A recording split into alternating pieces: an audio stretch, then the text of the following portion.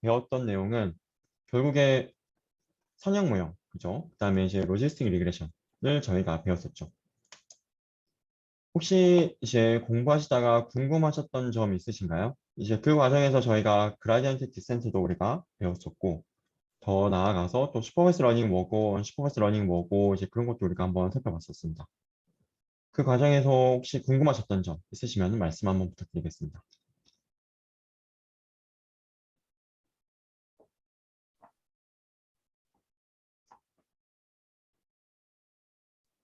교수님, 저 질문 하나 네. 있는데, 네, 그 좋습니다. 네, 슬라이드 4페이지에 네, 그 네. 저게 저 뒤에 입실론을 가우시안으로 해서 저거를 기대값을 취하면 입실론은 사라지고 그렇게 되면 마지막 저 텀이 된다라고 하셨던 것 같은데요. 맞습니다. 네, 그, 맞습니다. 다만 이제 정확하게는 여기서 뭐 이제 예를 들어서 이제 가우시안으로 우리가 보통 뭐 모델링을 할 수도 있다. 뭐 가우시안이 꼭 가우시안일 필요는 없습니다. 네, 네, 그랬을 때 저 EY라고 하면은 그러면 저게 네. 전체 데이터에 대해서 다 그 베타를 곱한 저 텀을 다 평균을 내서 EY가 나온다라는 거죠. 어, 한번 다시 한번 그러니까 이제 아마 어떤 질문이신지 제가 이해하기로는 그러면 요것인 것 같은데 아마 그러니까 이제 여기서 우리가 이제 관측하는 데이터가 있잖아요. 그 결국에는 xi 이제 여기 x랑 이제 y 페어가 있겠죠, 그죠? 근데 우리가 관측하는 데이터도 항상 뭐 그라운드 트루는 아니겠죠, 그죠? 노이즈가 있겠죠. 우리가 관측하는 데이터도. 그럼 이제 노이즈가 있는데 예를 들어서 이 노이즈가 뭐 어떻게 되어 있는지는 우리가 모르는 거죠. 노이즈가 뭐 예를 들어서 가우시안 형태로, 즉 쉽게 생각하면은 이제 가우시안에서 이제 미인이 있고 우리가 스탠다드 디비에이션이 있다고 할 때 이 안에서 어쨌든 샘플링 돼서 우리에게 관측된 거라고 생각할 수가 있겠죠. 그죠? 하지만 이제 우리가 뭐 실제로 이 엡실론이 어떤 분포를 따르고 그런 것까지는 우리가 알 수는 없지만은 이제 우리에게 주어진 데이터들도 어쨌든 에러가 있을 수 있다는 것을 모델링하고 있는 게 여기 나와 있는 엡실론인 거죠. 그죠? 그 다음에 엡실론인 거고, 그러면은 이제 우리가 결국 모델링하는 거는 어쨌든 이 엡실론 자체가 만약에 에러가 이제 0이라는 이제 가정을 하고 문제를 푸는 거죠. 이거의 기대값은. 즉, 우리가 이제 이것도 이제 여기에도 이제 관측 오류가 있고 여기도 관측 오류가 있고 여기도 관측 오류가 있을 텐데 이제 그런 것들의 이제 기대값은 우리가 0이다라는 가정하에서는 우리가 이렇게 모델링을 하면 되겠다라는 게 선형 모형입니다. 혹시 질문하신 게 이게 맞을까요? 아, 네, 이해됐습니다. 제가 잘못 이해하고 있었습니다. 감사합니다. 네. 여기서 이제 꼭 가우시안이라는 그건 없긴 합니다. 꼭 가우시안, 여기서 엡실론은, 네, 가우시안은 이제 한 가지 예시로만 생각해 주시면 될 것 같고, 여기서의 엡실론은 이제 항상 사실은 이거의 기대값이 항상 0이진 않겠죠. 실제로는. 근데 이제 0이라고 일단 가정하고 문제를 풀자. 그랬을 때 우리는 다음과 같이 추정하겠다라고 가정하고 지금 들어가는 게 선형 모형인 거죠. 사실은. 네. 또 질문 있으신 분들 계신가요? 잠깐 빠르게만 요약하면은 그러면 질문 없으시면은 우리가 선형 모형이라는 걸 배우면서 이제 그라디언트 기반으로 우리가 문제를 이제 최적화해 나가는 것도 우리가 한번 배웠습니다. 그죠? 왜 우리가 결국에는 그라디언트 기반으로 하냐? 심지어 여기 나와 있는 선형 모형 같은 경우는 이그젝트한 솔루션이 있는데도 불구하고 그러면 이제 그거에 대한 가장 큰 이유는 항상 여기 나와 있는 여기 나와 있는 죄송합니다. 여기 나와 있는 인버스는 항상 우리에게 굉장히 비싼 오퍼레이션이에요. 굉장히 비싼 오퍼레이션이고 그때도 말씀드렸다시피 결국엔 행렬 사이즈의 큐빅에 비례해서 3승에 비례해서 결국에는 필요한 연산이 들어가기 때문에 굉장히 무겁습니다. 더 나아가서 자, 선형 모형은 이런 이그젝트한 솔루션이 존재하죠. 그죠? 선형 모형은 존재하겠지만 우리가 나중에 배울, 당장 뭐 다다음 주부터 배울 이제 뉴럴 네트워크 같은 경우는 이런 이그젝트한 솔루션이 존재하지 않습니다. 애초에 얘가 딱 0이 되는 이그젝트한 솔루션을 우리가 구하기가 어렵다는 거죠. 그래서 우리는 그라디언트 디센트를 쓴다. 왜? 첫 번째로는 우리가 뭐 이터러티브하게 결국에 이제 한 번에 원큐에 안 끝나고 이런 이제 이터러티브한 학습을 통해서 최적화하는 게 있긴 하지만 그래도 굉장히 행렬 사이즈가 커질 때 그때 인버스를 구하는 것보다는 훨씬 빠르고 그다음에 안정적이다. 그다음에 두 번째로는 이그젝트한 솔루션이 존재하지 않는 경우에서도 우리는 어쨌든 뭐가 됐든 최적화는 진행할 수 있다. 그게 뭐 글로벌 옵티멈이라는 보장은 없지만 그래서 우리가 그라디언트 기반으로 업데이트하는 방식을 배웠었고요. 그 다음에 클래시피케이션 하는 것도 이제 우리가 그러면 로지스틱 리그레션으로 어떻게 클래시피케이션 하는지 한번 살펴봤습니다. 여기까지 질문이 없으시면은 그러면 그 다음으로 한번 넘어가도록 할게요. 네, 저 교수님, 저 네, 그레디언트 디센트에서 한 가지 질문이 있습니다. 네, 좋습니다. 네, 네, 그 그레디언트 디센트는 혹시 시간 복잡도가 많이 크지가 않나요? 이거를 쓰는 게 네, 이해는 했는데 어떤 네. 면에서 좋기 때문에 쓰는지 알고 싶습니다. 네, 좋습니다. 잠시만요. 한번 볼게요. 결국에 다시 한번 가시죠. 그 부분이 나와 있는 게, 네, 일단 여기로 한번 봅시다. 일단은 저희가 만약에 인버스를 구한다고 하면은 이제 K by K 행렬에 이제 일단 이 선형 모형 기준으로 한번 볼게요. 선형 모형 기준으로. 그러면은 여기 나와 있는 이 인버스를 우리가 계산을 해야 되는 거고, 그죠? 그러면 얘는 이제 일단은 K의 큐빅만큼의 일단 복잡도가 들어갑니다. 첫 번째로. 그 다음에 만약에 여기 선형 모형에서 우리가 그라디언트로 접근한다. 선형 모형에서 그라디언트로 접근한다라고 하면은 여기서는 그라디언트를 구할 때 시간 복잡도가 그냥 여기에요. 그냥 그라디언트 구하는 게 딱 요거죠. 그 말은 뭐다? 행렬의 곱으로 결국에는 그냥 표현이 되는 거지 않습니까? 이제 그런 것들, 그 인버스 계산 같은 게 없이 단순 행렬 곱이죠. 행렬 곱도 이제 수업 때도 잠깐 말씀드렸지만 행렬 곱도 물론 이제 시간 복잡도가 그렇게 작진 않아요. 큰 매트릭스로 가면. 그래도 큐빅은 아니니까 저희가 훨씬 낫죠. 물론 이 그라디언트 디센트가 뭐 정말 뭐 싼 오퍼레이션이냐 그러면 또 그건 또 그러진 않아요. 왜냐면 나중에 우리가 진짜 뉴럴넷으로 가게 되면은 백프로파게이션이라는 걸 나중에 배우실 텐데 그러면은 결국에는 여기 로스에서부터 여기 인풋까지 도달하는 네, 여기 로스라고 할게요.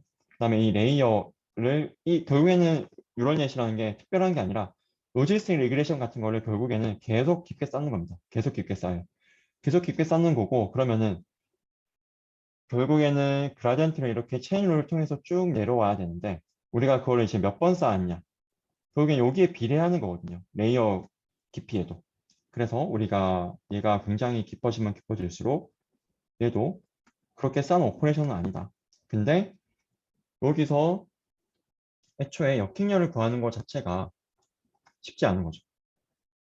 네, 그렇습니다. 그래서 상대적으로 더 나중에 낫다라고 이해를 하면 네, 말씀해 주세요. 네. 네, 상대적으로 더 낫다라고 이해를 하면 되나요?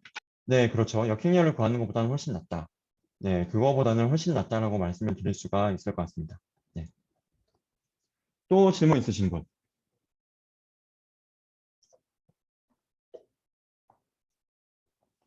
네, 채팅으로 질문해 주셔도 충분합니다. 괜찮아요.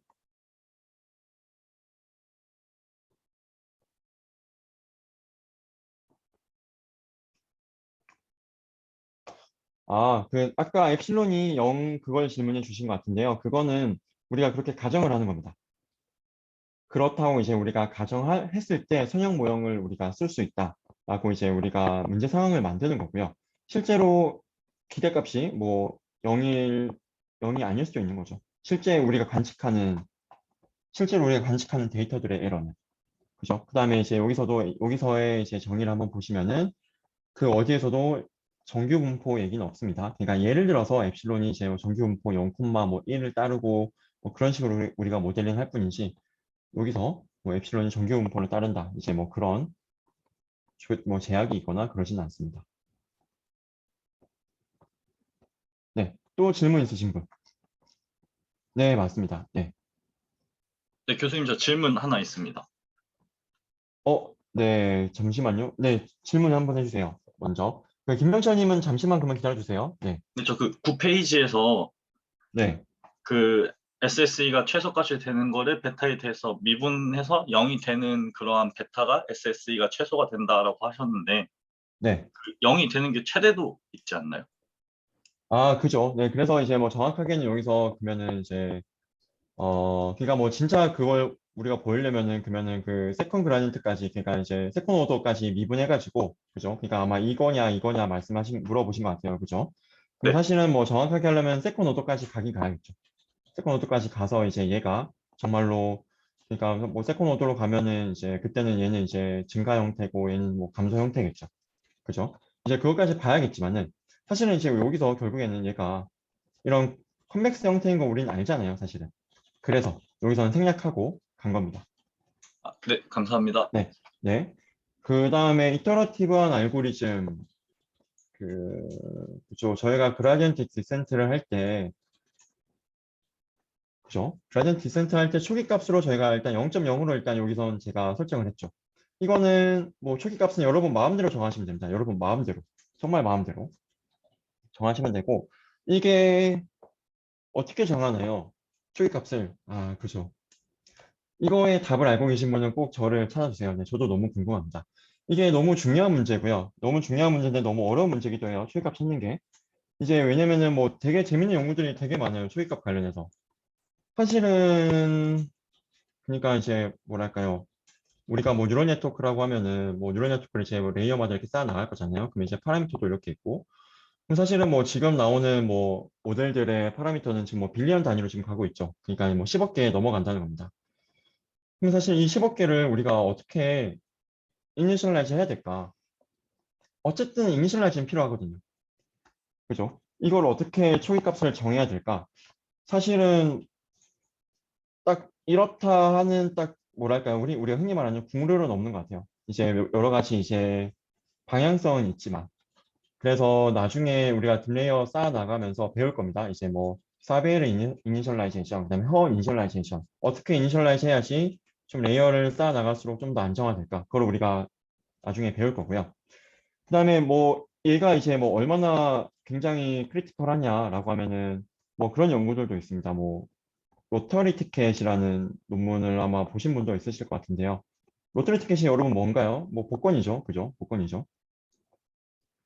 그러면은 어떤 연구들도 있냐면요. 우리가 그 경량화 쪽에서 여기 경량화도 이제 다양하게 존재합니다. 프루닝도 있고 디스틸레이션도 있고 퀀타이제이션도 있고 그래서 프루닝 정말 뉴럴 네트워크를 잘라내는 경량을 한번 볼게요. 그러면은 자 뉴럴 넷을 우리가 경량화 시킨다는 말은 만약에 여기서 이제 막 그 첫 번째 레이어, 두 번째 레이어, 세 번째 레이어, 네 번째 레이어 쭉쭉쭉 갑니다. 그러니까 이제 파라미터가 이렇게 계속 쌓여 있다는 거죠. 파라미터가 쌓여 있고 자, 그러면 얘가 만약에 뭐 파라미터가 뭐 1 빌리언, 10억 개라고 하겠습니다. 파라미터가.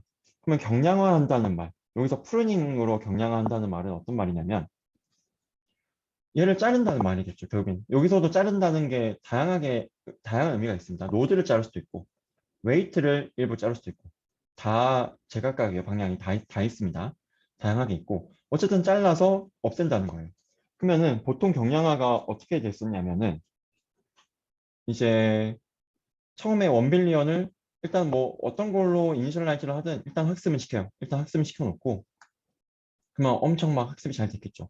그 다음에 어떤 특정한 룰로 자릅니다. 웨이트들을 잘라요. 웨이트들을 자릅니다. 자르면 이제 축소된 모델이 있겠죠. 축소된 모델이 이렇게 축소된 모델 형태가 이렇게 생겼을 겁니다. 그죠? 잘려 나간 것들이 여기 있고. 그러면 사실 얘만 잘랐다고 해서 얘를 잘랐다고 해서 다시 학습 없이 얘를 그대로 쓰면은 좋은 성능이 나오냐 그건 아니거든요. 즉 모델 구조가 바뀌었죠. 모델 구조가 바뀌었으면은 얘를 가지고 다시 학습시켜야 돼요. 다시 초기화를 해서. 아시겠죠? 근데 여기서 어떻게 초기화를 시키는 게 좋냐? 원래 초기화 여기서 아까 초기화가 들어갔다고 했죠. 그 초기화했던 값을 그대로 쓰면은 좋더라 라는 거예요. 왜냐면은 이제 여기서 실제로 나중에 배우겠지만 초기화 할 때 보통 어떻게 되냐면 여기 인풋 노드 개수랑 아웃풋 노드 개수에 이제 유니폼 인풋 노드 개수 더하기 뭐 아웃풋 노드 개수 분의 약간 이제 그 뭐 이거에 비례하는 이제 유니폼 분포에서 이제 값을 랜덤하게 샘플링 합니다. 즉 이제 여기서는 이제 노드 개수가 바뀌었잖아요. 잘리면서 노드 개수 바뀌었죠. 그럼 여기서 이니셜라이즈 하는 거랑 여기 원래 잘리기 전에 이니셜라이즈 했던 거랑 다르죠. 그죠? 근데 잘리기 전에 이니셜라이즈 했던 걸로 그대로 가져와서 하면은 잘 되더라. 약간 이게 로터리 티켓이었는데요. 즉 여기 우리에게 거대한 이제 모델 속에서 복권이 존재한다는 거예요.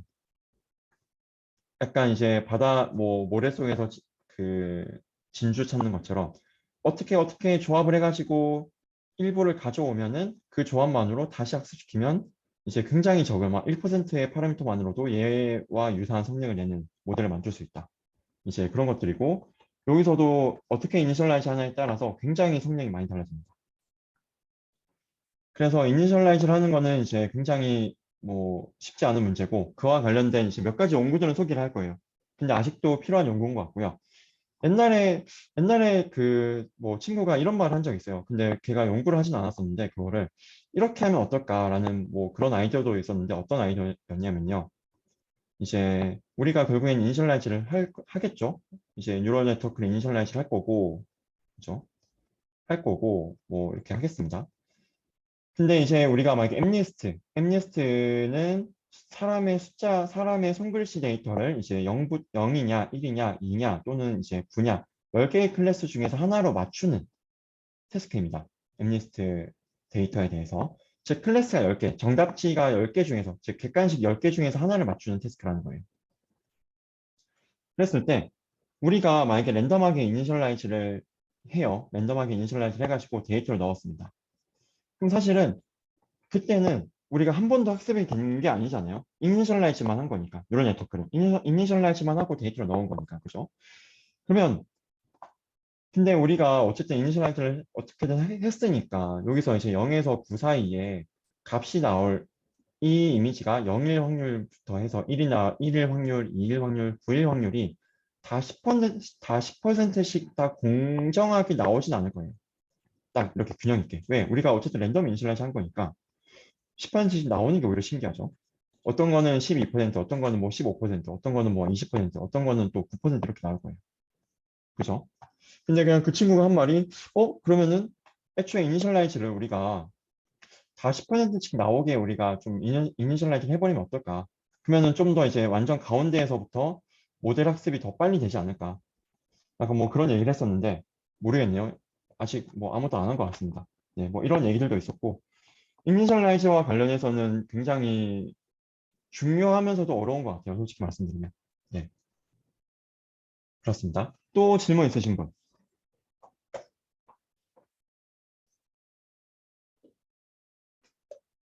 네, 없으시면은 그 바로 트리로 넘어가도록 하겠습니다. 트리의 이제 일부는 저희가 좀 같이 봤었고, 그죠? 트리의 일부 같이 한번 봤었는데, 이제 잠깐 좀만 더 복습 겸 한번 보도록 하겠습니다. 자, 디시전 트리 같은 경우는 결국에는 우리가 이제 하드한 룰로 결국 나누는 거죠. 이제 날개가 있다. 그러면 이제 얘가 뭐 너는 그러면 뭐 매로 가야 돼. 이런 식으로 하드하게 우리가 나눠주는 겁니다. 결국에는. 이제 얘가 굉장히 사실은 설명력은 사실 이 트리만큼 좋은 게 있을까라는 생각도 듭니다. 그러니까 뭐 이미지 같은 거는 또 다른 툴이 있지만 뭐 테이블 데이터 같은 거에 대해서는 결국에는 이제 우리가 너 모델 너는 왜 얘를 매라고 판단했어? 뭐 인간님 뭐 매는 이제 뭐 날개가 있고 날 수 있기 때문에 우리는 매라고 분류했습니다. 굉장히 설명을 잘할 수가 있죠. 그 면에서 굉장히 이제 유익한 알고리즘이고 그 다음에 우리가 이제 굉장히 많은 알고리즘 배워 나갈 거예요, 여러분. 굉장히 많은 알고리즘 배워 나갈 텐데 사실 이런 디시전 트리 같은 경우는 그다음에 나중에 뭐 모르겠습니다. SVM도 배울 기회가 있을지 모르겠지만 그런 알고리즘들은 사실은 뭐 90년대 초반 또는 뭐 심지어 80년대 초반 또는 이제 2000년대 초반에 굉장히 이제 핫했던 알고리즘들이에요. 근데 그런 알고리즘들이 쓸모없냐? 전혀 그러지 않거든요. 나중에 다 연결이 되고 이제 여러분의 연구에 쓰일 수가 있어요. 예를 들어서 뭐 지금 여기 우리가 뭐 디시전 트리를 배우지만 이제 이 디시전 트리를 뭐 지금 여러분들이 하고 있는 알고리즘들에 새로 접목해서 변화시킬 수도 있는 거거든요. 실제로 뭐 최근에 뭐 2년 전이긴 하지만 이제 뉴럴 디시전 트리가 나오기도 했고 그래서 우리가 지금 배우고 있는 알고리즘들이 뭐 오래됐고 그렇다고 이제 단점이 많다고 해서 버릴 생각하지 마시고 이제 잘 기억해 놓으셨다가 나중에 여러분이 뭐 새로운 연구나 이제 논문 쓰실 때, 과거에 좀 디시전 트리를 배웠는데, 그러면은 뭔가 좀 디시전 트리랑 예를 들어서 뭐 디시전 트리랑 좀 뭐 겐을 연동할 수는 없을까?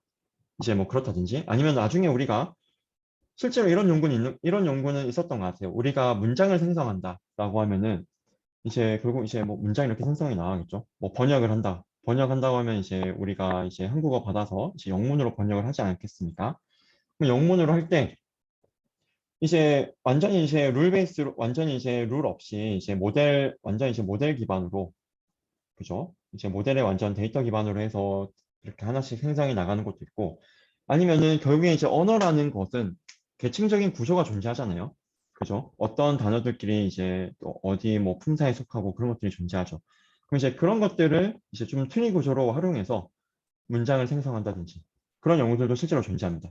그래서 우리가 지금 배우고 있는 것들이 만약에 여러분이 관심 있는 분야나 알고리즘에 적용될 수 없는지 네, 아마 대부분 이미 적용한 연구가 있을 거예요. 근데 없다고 하면은 굉장히 유니크한 연구가 될 수 있습니다. 마치 그런 거랑 비슷한 것 같아요. 여러분 모르겠네요. 여러분들 뭐 많이 가시는 음식점이나 식당들이 어떤 곳인지 모르겠는데 가끔 뭐 돌아다니다 보면은 되게 복고풍의 그죠? 되게 복고풍의 음식점들이 있잖아요. 또 그런 게 인기를 얻기도 하고 최근에 오히려 이제 그런 것처럼 약간 이 연구도 비슷한 것 같아요. 연구도 뭐 지금 트렌드가 그거라고 해서 그 트렌드만 완전 쫓기보다 지금 트렌드 이런데 과거에 유사한 문제를 푼 알고리즘 이런 게 있다. 그럼 이제 이거를 지금의 트렌드로 가져와서 좀 이제 같이 융합을 한다든지 단순 융합보다는 어쨌든 하나를 엮어야겠지만 그런 식으로 하시면은 더 사람들이 재밌어 하지 않을까 싶습니다. 다시 돌아와서 이제 트리 같은 경우는 이렇게 바운더리를 결국 나눠주는 거라고 생각하면 된다고 말씀을 드렸죠. 그죠?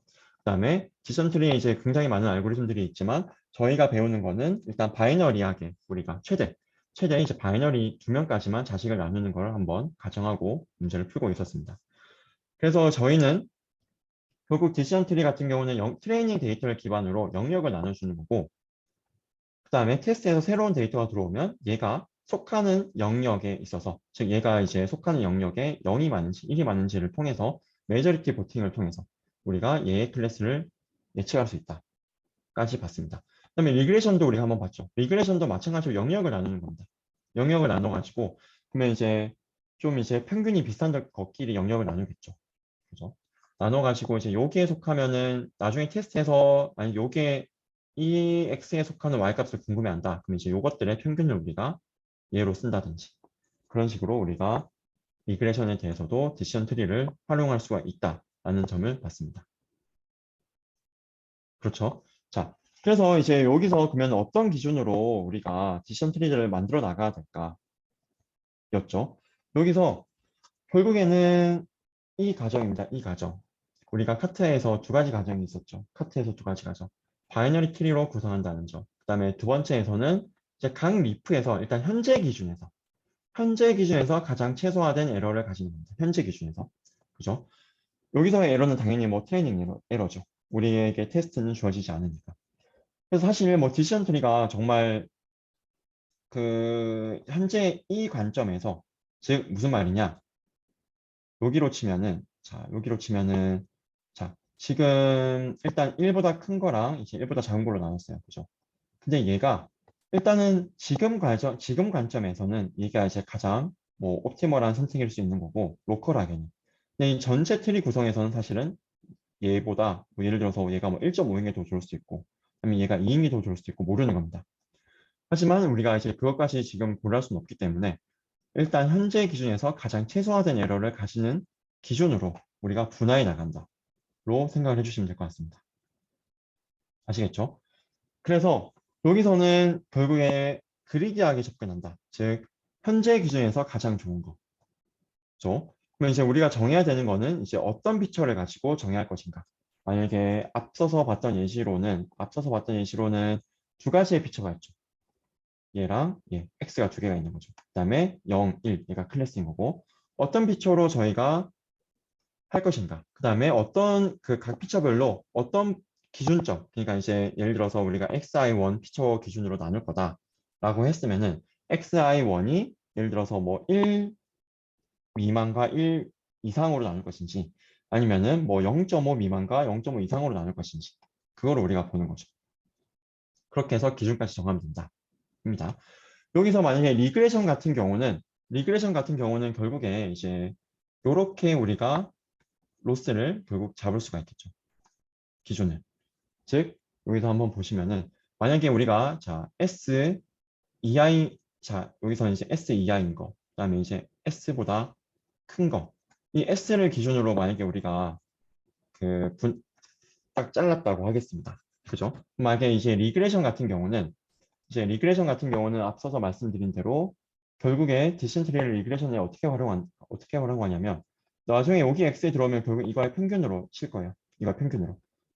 그래서 여기 나와 있는 이제 평균끼리는 좀 비슷한 게 좋겠죠. 그러면은 여기서는 우리가 영역을 결국 나누는데 네. 이제 여기서 우리가 영역을 나누는데 s를 기준으로 해서 영역을 나눌 겁니다. 그러면은 s보다 이제 작은 것들, 요것들의 이제 각각의 y들과 그다음에 이제 여기서는 이제 그러면 어떤 y로 잡아야지 가장 작은지. 그죠? 그거를 이거에 대응되는 y. 보통은 이제 평균으로 많이 가겠죠.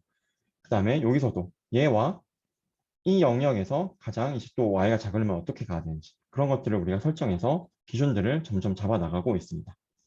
그래서 기준 잡고 이 기준들을 계속해서 반복해 나가는 거예요. 첫 번째 분할하고 그다음에 이제 또 두 번째 분할하고 각 영역 내에서 이제 한 번 분할했으면 그 다음엔 이 내에서 우리가 이제 계속 분할해 나가는 거죠.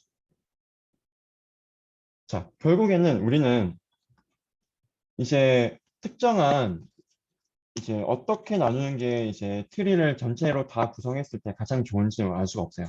하지만은 현재 주어진 기준에서 어떻게 가장 좋은지, 즉 그리드하게 우리가 나누고 있다라는 점을 다시 한번 기억해 주시면 좋을 것 같고, 그 다음에 언제까지 나눠야 되냐?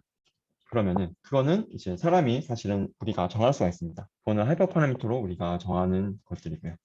뒤에서 그건 다시 한번 보도록 하겠습니다.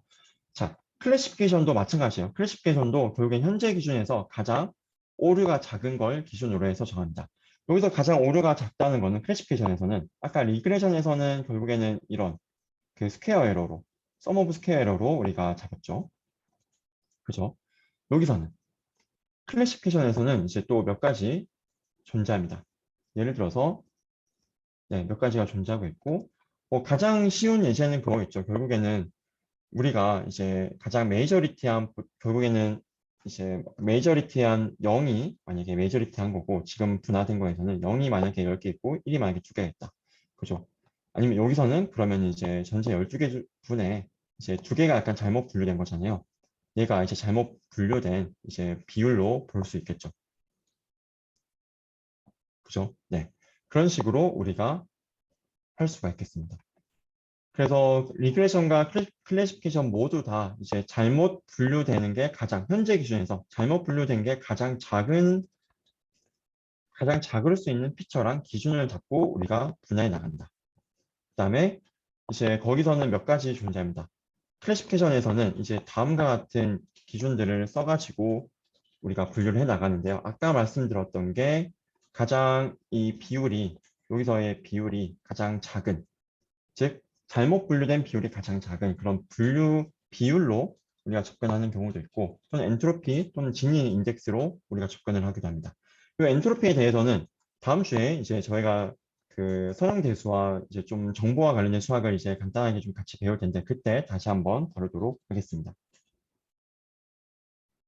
자, 여기서 여러분 디시전 트리까지 우리가 한번 살펴봤는데 요 디시전 트리의 혹시 문제점이 뭔지 좀 감이 오시나요, 여러분? 이 디시전 트리가 지금 많이 쓰이지 않는 이유 같은 게 있을까요? 한번 뭐 생각나시는 분들은 그 스피커 키고든 아니면은 채팅창으로 한번 말씀 부탁드리겠습니다.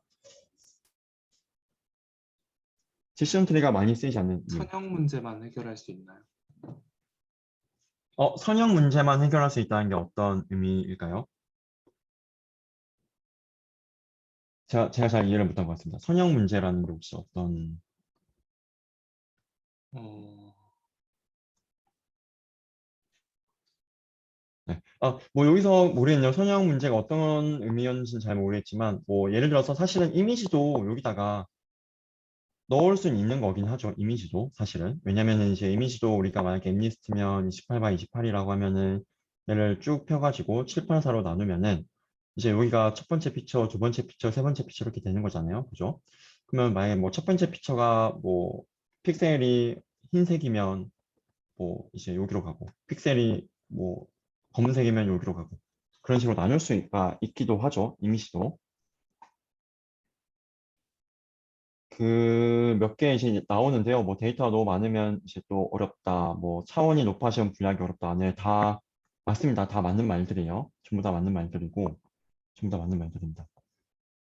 좋아요. 다 맞는 말들이고, 여기서 이제 또 다른 문제는 이제 어떤 것들이 있냐면요. 네. 또 다른 문제는 이제 어떤 것들이 있냐면, 결국에 약간만 바뀌어도, 데이터가 이제 약간만 바뀌어도 디시전 바운더리가 굉장히 크게 휙휙 바뀔 수가 있다는 거예요. 자, 예를 들어서 이제 여기서 한번 보면은, 자, 여기 1, 1, 1, 1, 여기서 1과 0은 다 클래스라고 말씀드렸죠. 그럼 여기서 한번 살펴보면은, 자, 1이 여긴 다 1밖에 없으니까, 아주 좋습니다. 여기를 기준으로 해서 이제 얘는 요거, 나머지는 요거로 하자. 그죠? 근데 만약에 우리가 여기서 뭐 0이, 아니 0이 딱 하나 들어왔어요. 아니 1이 좀 더, 1을 좀 더 넣어주겠습니다. 1이 좀 더 있다고 해도, 아니 여기 0이 들어오는 순간, 그러면 이제 디시전 바운더리 자체가 그죠? 만약에 이제 뭐 0이 뭐 요쯤 있다. 0이 뭐 요쯤 있다 하겠습니다. 딱 하나만 데이터가 뭐 이제 바뀌어도 이 바운더리 자체가 완전히 바뀌어버리는 거죠. 그때는 얘가 최적이 아닐 테니까. 그죠? 그 말은 만약에 데이터가 하나만 잘못 레이블링이 됐어도 바운더리가 굉장히 휙휙 바뀔 수가 있다. 라는 점입니다. 굉장히 이제 데이터의 변화에 굉장히 민감할 수 있는 것들이겠죠. 이제 그런 문제들이 있기 때문에 이제 그걸 해결하고자 이제 나온 연구들이 이제 랜덤 포레스트가 하나 있습니다. 랜덤 포레스트는 말 그대로 이제 랜덤하게 우리가 한번 해보자라는 것인데요. 자, 일단은 뭐 이름이 되게 재밌죠. 우리가 트리였다가 자, 포레스트가 나왔는데 여러분 뭐 포레스트가 뭔가요? 결국엔 숲이죠. 숲이라는 거는 이제 트리 나무들이 모여서 그죠? 나무들이 이렇게 많이 있는 것들이 포레스트라고 할 수 있겠습니다.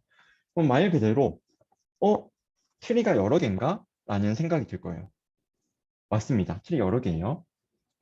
그 다음에 이제 랜덤이라는 말. 랜덤? 어떤 게 여기서 만약에 랜덤이 있다고 하면 어떤 요소에서 우리가 좀 랜덤을 정할 수 있을까요? 어떤 요소에서 랜덤을? 사실은.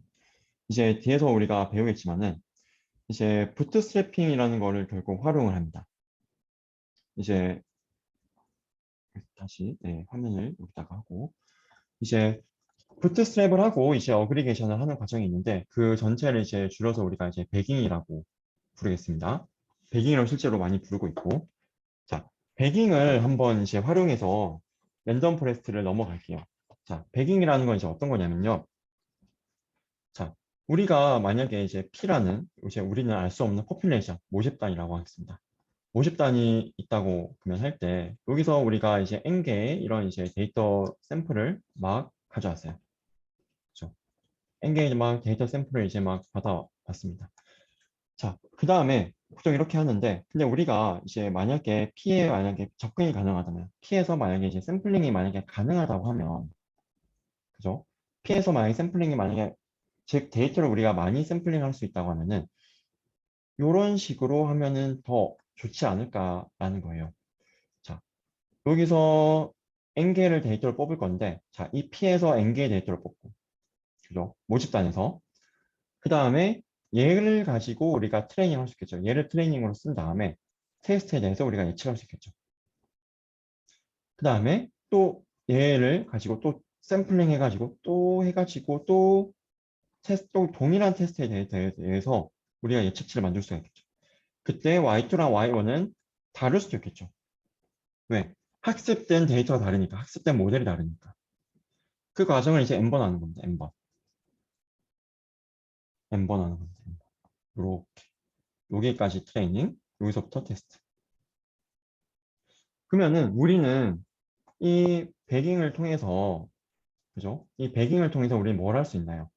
하나의 데이터에 대해서 하나의 데이터에 대해서 m개의 우리 모델의 아웃풋 값을 내보낼 수가 있는 거예요. 마치 그거죠. 이제 우리가 뭐 퀴즈 문제를 푸는데, 이제 그 퀴즈 문제를 풀 때 뭐 도움을 구할 때 전문가 한 명한테만 도움을 구하는 게 아니라 전문가 이제 n명한테 우리가 도움을 구할 수가 있다는 거죠. 그러고 나서 이것들의 이제 평균치를 쳐서 이제 우리가 모델을 예측하겠다는 겁니다. 그리고 이제 이 평균은 이제 우리가 여기서 우리가 만약에 여기서 샘플을 II대학에 만약 잘 뽑을 수만 있었다고 한다면은 결국에 이거의 기대값은 실제 이제 Y의 결국엔 기대값, 실제 Y 값과 이제 동일한 얘는 이제 unbiased estimate로 우리가 추정할 수 있다는 거예요. 그리고 더 좋은 점은 이제 분산 이렇게 평균을 m개 이렇게 친 결과를 우리 예측치로 쓰게 되면은 밸런스는 굉장히 또 낮고 밸런스는 낮고 여전히 unbiased인 좋은 에스티메이터로 우리가 추정할 수 있다는 겁니다. 얘가 왜 그러면 부트스트랩 어그리게이션이냐? 자, 여기서 우리가 데이터를 막 뽑았죠. 그죠? 부트스트랩 한 겁니다. 그 다음에 이것들의 결과물을 우리가 여기서 어그리게이션 했죠. 그래서 부트스트랩 어그리게이션, 배깅이라고 얘를 부르는 거고요. 자, 근데 여러분 한번 생각해 보시면 얘가 자, 여러분 이 방식의 문제는 뭘까요? 그러면 이 방식의 문제. 아니, 너무 좋은 거 아니냐? 그럼 P에서 우리가 데이터를 뭐 이렇게 n개 뽑고 트레이닝하고 테스트에 대해서 예측하고 또 n개 뽑고 트레이닝에 대해서 학습하고 테스트에 대해서 예측하고 그 과정을 n번 반복해가지고 그러면은 이렇게 이것들의 평균을 우리의 모델의 예측치로 하지 왜 지금은 이렇게 안 하나요? 왜 지금은 그냥 이렇게만 하나요? 보통 이 배깅의 문제는 뭘까요?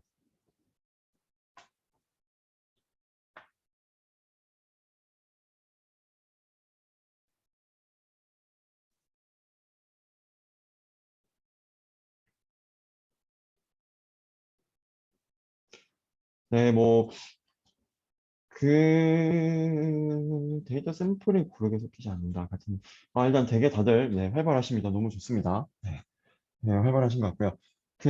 우선 이 P는 모집단 P를 말한 겁니다. 그 포퓰레이션을 말한 거예요. 포퓰레이션에 대해서 일단 IID하게 우리가 뽑았을 때 가정입니다. 그러니까 이제 정말 이제 그 독립적으로 동일한 P에 대해서 우리가 뽑았을 때 지금 이 배깅을 한다는 건데요. 얘가 현실적이지가 않잖아요. 왜? 우리는 P를 모르니까. 아이고, 펜이? 네. 우리는 P를 사실 모르잖아요. 그래서 우리는 얘만 갖고 있어요. 얘만. 사실. 그죠? 여러분 만약에 뭐 생각해 보시면은 뭐 여러분이 뭐 어떤 문제를 푸냐에 따라서 뭐 다르겠지만 일반적인 머신러닝 문제에서는 결국에는 샘플 데이터 가지고 우리가 문제를 푸는 거죠. 샘플 데이터만 사실은 우리에게 주어지는 거죠. 그죠? 그러니까 뭐 예를 들어서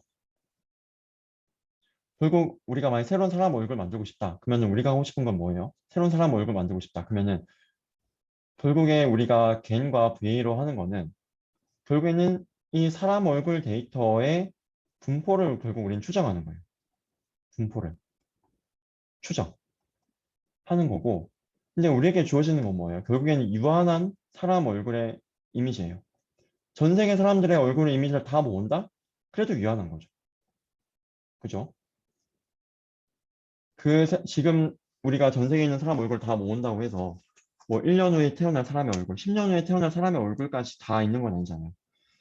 이제 우리는 알 수 없지만 어떤 분포가 있을 거라고 가정하고 그 분포를 우리는 추정하는 거죠. 얘를, P를. 근데 우리에게 주어진 거는 그게 이 n개만 있는 겁니다. 그럼 이 상태에서 어떻게 배깅할 거냐? 그죠? 쉽지 않죠. 그래서 우리가 많이 안 쓰는 것도 있고요. 근데 이 배깅 자체는 그래도 쓰입니다. 근데 이제 이 정말 포퓰레이션에서 뽑는 얘는 우리가 쓸 수가 애초에 현실적으로 불가능한 거죠. 왜? 우리에게 주어진 거는 결국 이제 데이터 한 개의 그 샘플만 있는 거야. 결국에는. 그죠? 우리는 그런 걸 보통 임페리컬 데이터라고 부릅니다. 실험적인 데이터, 즉 이제 우리에게 실험적으로 주어진 샘플 데이터라는 거죠. 아시겠죠? 그래서 이제 여기서는 어떻게 하냐면요. P에서 우리가 원래 샘플링 해야 되지만,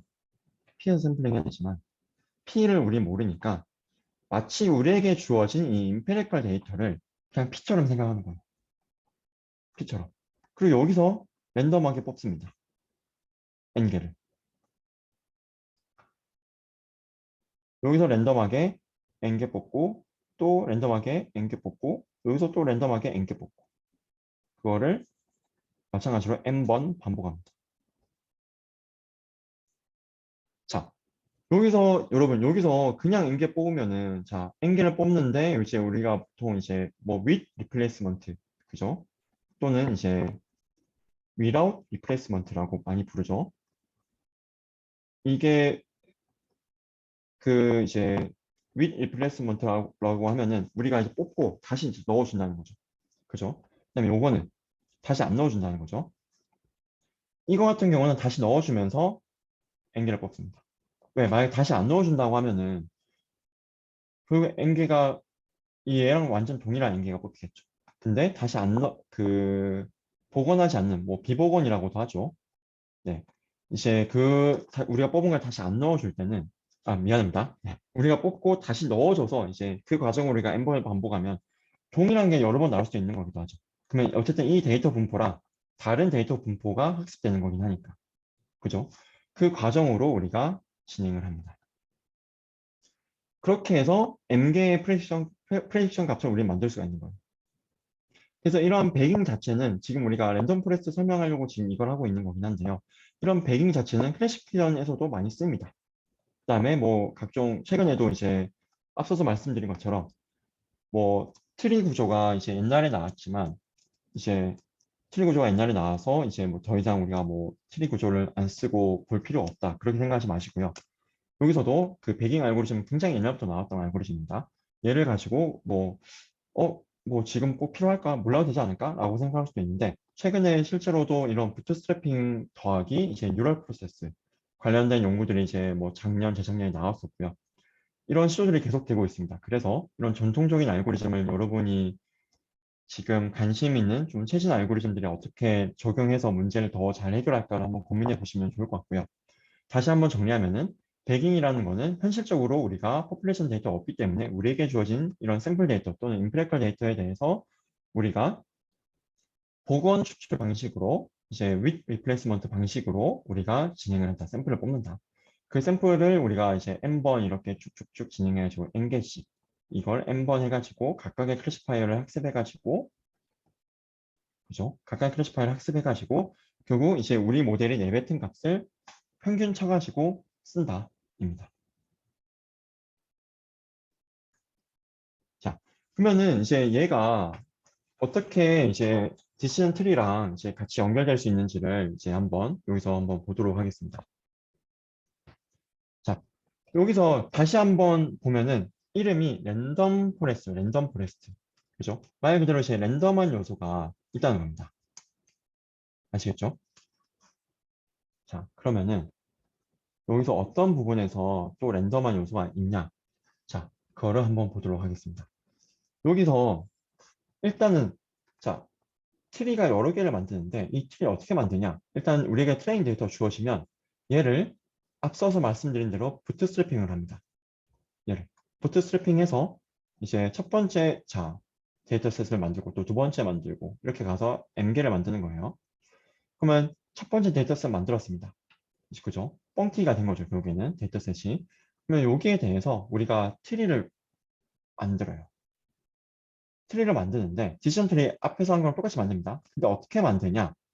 이제 앞서서 디시전 트리를 만들 때 우리가 카트 알고리즘으로 만든다고 하면은 카트 알고리즘에서 우리가 정하는 게 몇 가지 있었죠. 그 중에서 한 가지가 지금 시점에서 어떤 피처를 기준으로 분할할 것인가, 그리고 어떤 피처를 기준으로 우리가 분할할 것인가를 우리가 정했었는데 랜덤 포레스트는 그게 랜덤입니다. 랜덤 포레스트에서는. 그래서 여기 한번 보시면은 여기서는 이제 이 피처를 기준으로 분할되고 있고 여기서는 또 이 피처를 기준으로 분할되고 있고 그죠? 제각각인 걸 볼 수 있죠. 여기 피처 셀렉션, 어떤 피처를 기준으로 우리가 분할할 것인지가 랜덤으로 들어갑니다. 그래서 랜덤 포레스트입니다. 자, 트리를 여러 개 만든다. 그 다음에 각각의 트리에서 이런 이제 피처를 랜덤하게 정한다. 즉 랜덤한 트리가 만들어지는 거죠. 결국에는 배깅을 디션 트리에 활용해서 우리가 랜덤 포레스트라는 걸 만들 수가 있고, 랜덤 포레스트는 그래도 우리가 데이터의 그런 변화들에 비교적 덜 민감합니다. 네. 결국에 저희가 이번 주차에 이제 살펴본 내용은 선형 모형 배웠고요. 그죠? 그 다음에 로지스틱 리그레션 배웠고, 그 다음에 각종 트리 알고리즘 배웠고, 그 다음에 각종 학습 환경도 우리가 한번 배워봤습니다. 자, 여기까지 해서 혹시 지금까지 여러분 질문 있으시면 질문 한번 부탁드리겠습니다.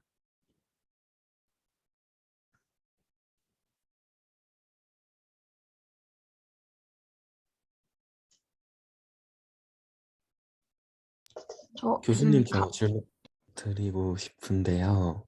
네, 좋습니다. 그 혹시 뭐 굳이 랜덤하게 피처를 나누는 이유는 뭐 연산량 때문인가요? 아니면은 다른 이유가 있나요? 아, 여기 랜덤 포레스트에서요. 네. 사실은 이제 여기서 우리가 결국에는 배깅을 해서 서로 다른 데이터셋이 만들어지기는 하잖아요. 그죠? 여기서 서로 다른 데이터셋이 만들어지긴 하지만, 만약에 우리가 여기서 결국에는 그거예요. 어떻게 보면은 이 랜덤 포레스트라는 게 이제 모델 앙상블인 거죠. 모델 앙상블의 일종인 거고, 모델 앙상블을 할 때 우리가 중요한 것 중에 하나가 만약에 서로 다 비슷한 거를 내보내면, 그냥 서로 다 만약에 비슷한 아웃풋을 내보낸다 라고 하면은 우리가 굳이 모델 앙상블이 필요가 없겠죠. 그러니까 이제 모델 하나의 이미지에 대해서 이제 뭐 첫 번째 모델이나 두 번째 모델이나 그냥 다 동일한 아웃풋을 내보내면은 그냥 다 같이 맞거나 다 같이 틀린 거니까. 그죠? 근데 그때는 모델 앙상블의 효과가 좀 반감될 겁니다. 우리가 원하는 거는 좀 비교적 모델들이 다양해지길 원해요. 서로 다른 이 모델들이. 서로 좀 다양한 모델들, 다양한 아웃풋을 내보내길 원합니다. 그래야지 모델 앙상블의 결과도 이제 더 좋아지는 거고요. 근데 만약에 여기서 우리가 피처를 랜덤하게 고르지 않고 피처를 또 동일하게 정말 최적화를 시킨다 라고 하면은 우리가 여기서 배깅을 해서 각각의 서로 다른 데이터들을 만들긴 하지만 이제 이 데이터가 이제 뭐 어떻게 생겼냐에 따라서 좀 다를 수 있겠지만은, 자, 여기 이 예제로 한번 보겠습니다. 다시 이 예제로 볼게요. 자, 우리가 결국 여기서 우리가 복원 추출해서 N개를 뽑는 거잖아요. 그죠? 복원 추출해서 N개를 뽑는 건데, 여기서 복원 추출해서 N개 뽑을 때 뭐 이런 것들이 안 뽑히고 이런 게 두 개 뽑히거나 또 이런 것들이 안 뽑히고 뭐 이런 게 두 개 뽑히거나 하겠죠. 근데 그렇다고 해서 이 바운더리 자체가 다양하게 엄청 바뀌진 않을 거예요. 랜덤하게 피처를 뽑는 것보다는. 여기서 랜덤하게 피처를 뽑는 거는, 네, 다시 돌아가겠습니다. 랜덤하게 피처를 뽑는 거는 모델을 다양하게 만들기 위함입니다. 왜냐면 사실 뭐 연산량도 뭐 한 가지 이유가 될 수는 있겠는데요. 어차피 우리에게 뭐 컴퓨터가 서버가 여러 대라고 하면은 어차피 얘네들은 다 병렬적으로 돌아갈 수 있는 거잖아요. 그죠? 데이터가 있으면 여기서 이제 병렬적으로 데이터 짝짝짝 이제 부트스트래핑 한 다음에 짝짝짝 트리 구성해서 하면 되는 겁니다. 동시에 진행될 수 있는 거라서 사실은 연산량 만약에 우리에게 뭐 충분한 계산량이 있다고 하면은 그 환경에서는 얘가 연산량이 많이 들어가는 건 아니고요. 그 이유보다는 모델을 다양하게 만들기 위해서. 그래서 앙상블의 효과를 이제 극대화하기 위해서 랜덤하게 피처를 추출합니다. 네. 이해됐습니다. 감사합니다. 네. 네, 감사합니다. 다만 이제 랜덤하게 어떤 피처를 먼저 볼 것이냐를 뽑는다는 거지, 이제 거기서 최적화는 들어가는 거죠. 그러니까 이 얘를 기준으로 어떻게 볼 건지. 아까 앞에서 예를 들면은 여기서 랜덤하게 이제 XI2를 기준으로 볼 것인가, XI1을 기준으로 볼 것인가를 랜덤하게 우리가 정하지, XI2를 기준으로 정했다. 여기서 우리가 또 랜덤하게 할 필요는 없는 거죠. 여기서는 이제 우리가 최적점 찾아가지고 짝짝짝 또 가면 되는 거고요. 네. 또 아까 다른 분 또 질문 있으셨던 것 같은데 질문 부탁드리겠습니다. 네, 그러면은 그 최적화를 위한 하이퍼 파라미터가 주요 하이퍼 파라미터가 어떤 게 있는지 말씀 부탁드리겠습니다. 뭐 또 랜덤 포레스트라고 하면은 이제 결국에는 그거겠죠. 부트스트래핑 몇 번 할 거냐. 그죠? 부트스트래핑 몇 번 할 거냐가 있을 거고요. 그 다음에 두 번째 같은 경우는 결국에 각각의 트리를, 그렇죠? 각각의 트리를 우리가 어디까지 분할할 것인가가 있을 거고요. 그 다음에 또 다른 거는 결국 기준이 되겠죠. 여기서의 기준이라는 거는 아까 앞서서 말씀드린 대로 여기서 이제 뭐 여기서는 이제 피처 자체는 우리가 만약 고른다고 치더라도 랜덤하게 그 피처를 이제 기준점을 어쨌든 골라야 되는 거잖아요. 기준점을. 그러면 그 기준점을 고를 때 결국 이제 우리에게 주어진 이제 로스를 최소화하면서 우리에게 지금 이 로컬한 환경에서는 여기서는 이제 가장 최적으로 골라야 되는데 그 최적을 판단하는 기준이 아까 몇 개 있었죠. 지니 인덱스도 있었고 엔트로피도 있었고 그다음에 그 잘못된 에러 프랙션도 있었죠. 그것 중에서 어떤 걸 또 고를 것인가. 그런 것들이 하이퍼 파라미터로 들어갈 수 있겠습니다. 네, 네, 감사드립니다. 네, 네. 또 질문 있으신 분? 그 뭐 틀에 대해서 질문 주셔도 되고요. 아니면은 뭐 그 앞에서 우리가 배웠던 거 질문 주셔도 되고, 아니면 그냥 뭐 일반적인 또 다른 뭐 개인적인 뭐 다른 거를 질문 주셔도 됩니다. 교수님, 저 질문이 하나 있는데요. 네, 이게 그 랜덤하게 샘플링을 한다고 해도 여전히 그 잘못 레이블된 데이터나 뭐 어떤 아웃라이어에 대해서는 여전히 좀 랜덤 포레스트가 약할 것 같다는 생각이 드는데, 이게 뭔가 네. 앙상블 했기 때문에 디시전 트리, 그러니까 싱글 트리보다 더 그런 부분에서 더 강건하다라고 보면 되는 걸까요?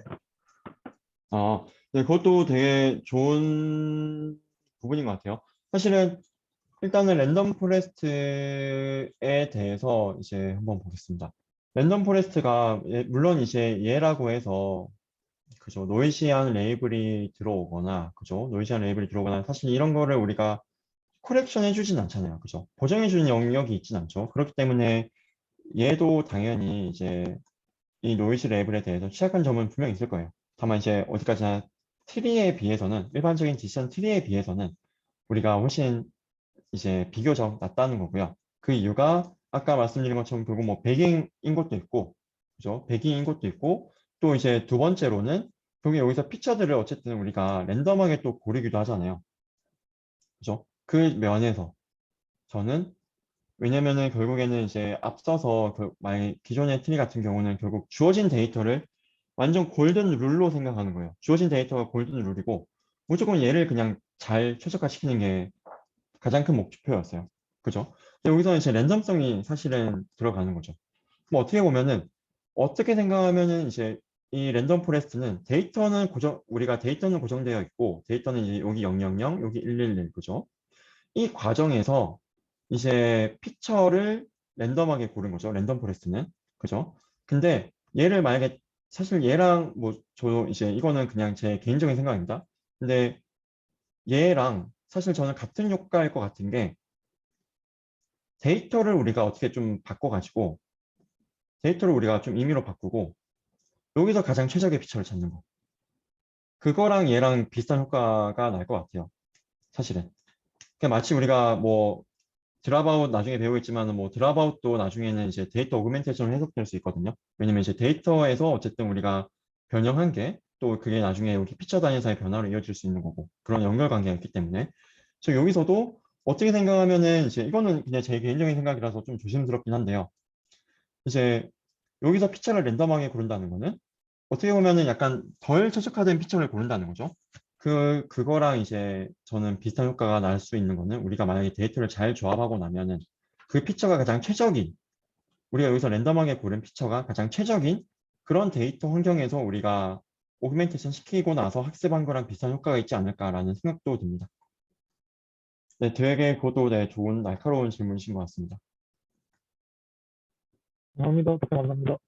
네, 그 하이퍼 파라미터를 정하는 것은 분석자의 경험에 의존하는 경향이 큰가요? 아니면 최적의 하이퍼 파라미터를 따로 정하는 방법이 있나요? 일단은 그죠, 이제 그죠. 그 하이퍼 파라미터를 일단은 뭐 정하는 방식을 이제 나눈다고 하면은 네, 매뉴얼하게 결국 정하는 것과 그리고 이제 자동으로 오토매틱하게 정하는 게 있을 것 같아요. 얘는 이제 우리가 이제 베이시안 옵티마이제이션 쪽에서 다루고 있고요. 결국 결론부터 말씀드리면 있어요. 최적화 시켜주는 게 있습니다. 하이퍼 파라미터를 최적화 시켜주는 방법이 있고요. 매뉴얼하게 정한다고 할 때는 또 우리가 이제 그리드하게 할 수도 있고, 그리드하게 한다는 말은 딱 구간을 나눠서 한다고 생각하시면 돼요. 예를 들어서 우리가 뭐 앞에서 러닝 레이트 배웠죠. 그죠. 그라디언트 디센트 할 때. 뭐 러닝 레이트를 할 때도 만약에 뭐 10의 마이너스 5승, 10의 마이너스 4승, 10의 마이너스 3승 이런 식으로 이제 특정한 간격으로 이제 정하는 거. 얘를 그리드 서치라고 부르고, 랜덤 서치 같은 경우는 유니폼 10의 마이너스 5승부터 유니폼 뭐 10의 마이너스 2승까지의 유니폼 분포에서 랜덤하게 값을 뽑아가지고 서치하는 방법도 있고 두 가지가 있습니다. 매뉴얼하게는 두 가지, 그 다음에 오토매틱하게 하는 방법도 있다. 요거는 아마 저희가 한번 다룰 것 같아요. 수업 때. 네, 결론부터 말씀드리면 있다는 겁니다. 네, 맞습니다. 네, 이하준님 질문 주신 부분 맞고요. 네, 정확합니다.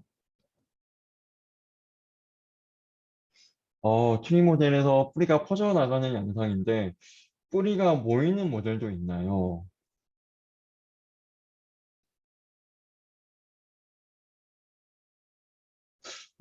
뿌리가 모인다고 하면은 어떤 걸까요?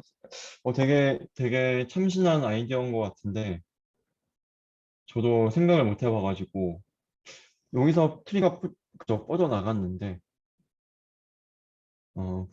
그러게요. 안 그래도 이제 그죠. 네. 그러게요. 네, 저 부분은 혹시 그 조상민님 뭐 어떤 그 되게 일단 참신한 것 같아요. 참신한 것 같은데 약간 어떤 배경에서 나온 건지 한 번만 좀 더 말해주시면 좋을 것 같아요. 네, 약간 뭐 이제 수업 마치기 전에 이제 뭐 그냥 이제 트리 구조 하다 보니까 생각이 나서 이제 친구들이랑 이제 저도 뭐 예전에 대학원생 시절 때 친구 중에 한 명이 뭐 트리 LS템, 그 트리 LS템도 있어요. 그러고 보니까 이것도 있구나. 굉장히 늦게 나왔어요. 트리 LS템 2016년인가? 네. 사실은 그 전에 나왔을 법한데 안 나오고 있었던 거죠. LSTM은 사실 97년인가에 나왔고 트리는 그 전에 또 나왔는데 이제 아무도 안 하다가 이제 한 거죠. 왜 트리 LSTM 왜 필요하냐? 트리 LSTM은 보통 이제 그 언어 모델 언어에서 결국에는 우리가 이제 여기 보면은 결국 수식어가 있잖아요. 예를 들어 새롭게는 주어진을 수식하고 그러면 새롭게랑 주어진을 먼저 이렇게 합치고 그다음에 주어진과 이제 x에 대해서 이렇게 보통 이렇게 나가는 그 트리 구조. 약간 이 디센트리랑 약간 다르긴 하죠. 네. 그래서 이 트리 구조, 트리 LSTM 연구하던 친구가 있었는데 그냥 아이디어가 너무 생각이 안 나가지고 친구랑 그냥 학교 캠퍼스 걷다가 이제 그냥 나무 많은 데 가가지고 그냥 나무 거꾸로도 보고 막 했던 기억이 납니다. 그러면서 상민님이 했던 얘기도 한번 나왔던 것 같은데 모르겠네요. 저게 뿌리가 모이는 모델. 네, 한번 저희 뭐 프로젝트도 있으니까 한번 프로젝트 겸해서 한번 상민님 한번 더 한번 생각해 보시는 것도 네, 좋을 것 같습니다. 네, 오늘 수업은 이제 여기서 저희 그러면은 마치도록 하겠습니다. 네, 여러분 고생 많았습니다. 점심 맛있게 드세요. 네, 수업 종료하겠습니다. 고생하셨습니다. 네, 감사합니다. 고맙습니다. 수고하셨습니다. 감사합니다. 아이고, 종료가. 네, 감사합니다.